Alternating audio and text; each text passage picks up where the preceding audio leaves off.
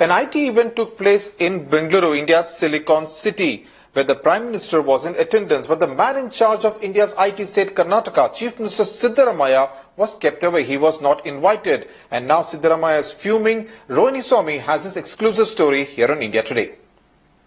Also, our biggest development center outside of... This discussion about the role of Bengaluru, popularly referred to as India's Silicon Valley, took place without the presence of Karnataka Chief Minister Siddaramaiah.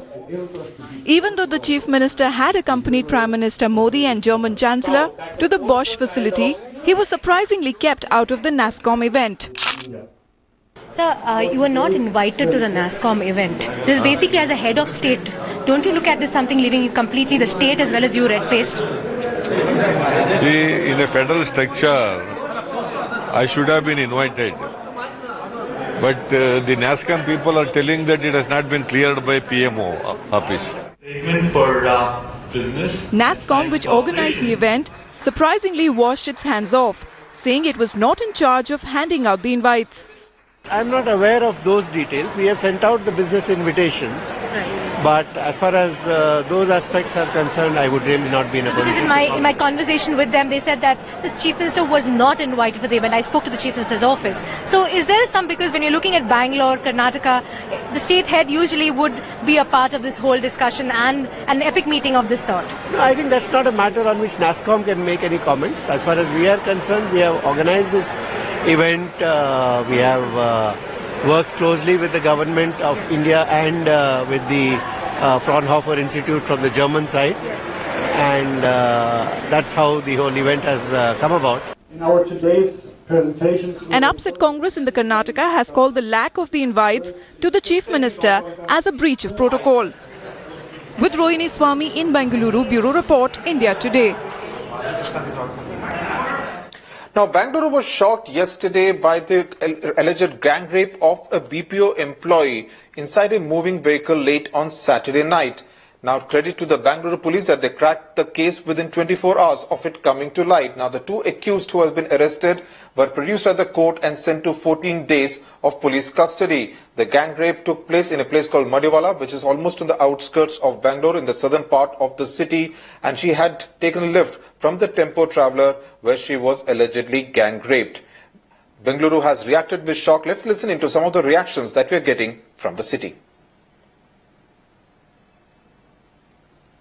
Can dismay that something like this can happen, and I feel very sorry for this poor girl. But in many ways we have to teach our daughters and sisters to also empower themselves by remaining safe. You cannot take lifts from strangers, get into a car with two men whom you don't know. That's literally asking for trouble. I believe that we should have our rights, that despite whatever we're wearing, whatever we're doing, whatever time of the day it is, I feel so much more comfortable in a city like Bombay, to be honest. I don't think Bangalore's quite there yet. Even walking on the street in a kurta at like 3 p.m. in the afternoon, we still get those stares that, people look, it's like they're looking at us like we're not wearing any clothes. And so I don't feel entirely comfortable in Bangalore. It's really not which city you are in, but the type of people that are around you. Very pertinent points being made there. And in another case of a young person not able to comprehend and understand and bear the humiliation of an insult taking place. 15-year-old Sangeeta allegedly committed suicide after a group of boys in the neighborhood sexually harassed her while she was returning from school. The incident took place in the Chikkajala area of Bengaluru. She wrote a death note stating that Krishnamurthy, Mohan and his group of friends sexually harassed her by forcefully removing her clothes and taking photographs. Sources say that her family and some of the neighbors had a fight recently. Sangeeta allegedly took the extreme step unable to bear the humiliation. In a suicide note, she has also stated that she and her family will need justice.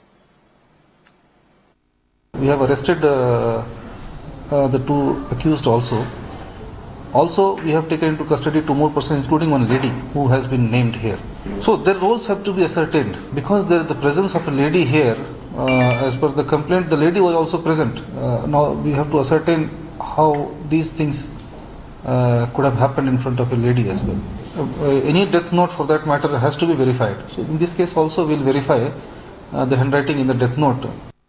Let's go across to Pratibha Raman, who has been following this story. Pratibha, such a tragic story. Clearly, this 15-year-old girl was not able to bear the humiliation. Wasn't there anyone who she confided in and perhaps was able to counsel her not to take this kind of an extreme step?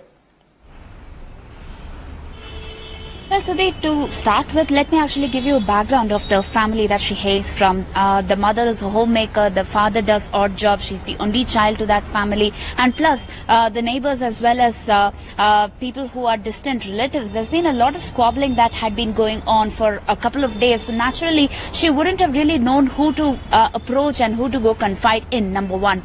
Number two would be the fact that considering the poor economic background, the parents would have been really busy doing their own things and wouldn't have really given her the attention that she would need, nor find out if she would need any kind of counseling or afford any kind of counseling sessions. And number three, this is not something that a girl of her age would really be comfortable discussing about and confide in anyone. So unable to bear this humiliation, it is but natural that she has taken this drastic step. Sudhir.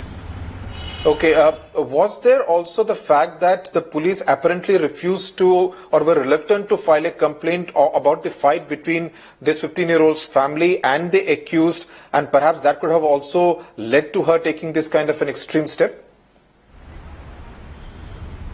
Well, to start with, on Saturday, when the fight really went overboard, that is when the father of the victim tried to approach the police. But then the police, in the meantime, sources tell us that these people who approached the police station were really drunk and they were in no position to file a complaint, which is why they were asked to go back and come back on Sunday. Though on Sunday, when they filed the complaint, there were non-cognizable cases that were registered and there was absolutely no mention of sexual harassment, though the DCP has promised that he would order an inquiry, look into this matter, and has asked for a report to be submitted within 2 days, depending on which, if at all the police officials were at fault, stringent action will be taken.